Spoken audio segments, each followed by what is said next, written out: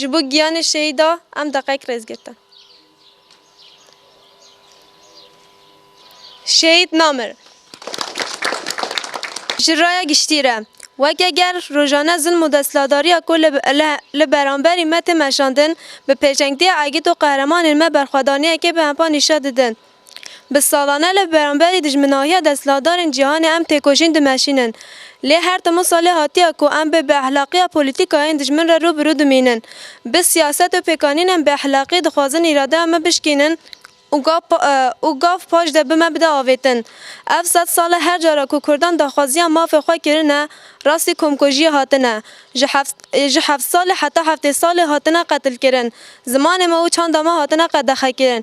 وکن نتاو هبون ما هاتنه انکار کرن. گورستان ما هاتنه خرا کرن و ای روژه هستیم برخوادرین ما جدایی که نوان را بره پوستای مشاندن. روزانه بیرومتی و بیرزی لهمبری نرخمت پیکانین. بویر داویا گیری لعاگیتی پک جی گهشتی آستا خواه هری جور. ده پیواجه که کو پرگال دولت و دستلاداریه ده نو قیرانه که ده نبر به هلوشانده نوه ده چن. یکانه پولیتیکا این دولت فاشیست و ترک و اردوغان تنکرنا گل کرد داگیرکاریا کو بتونکرنا گل کرد لسر پیان دیگره هبون خواتنه بتونکرنا گل کرد میزاگر ده بینه.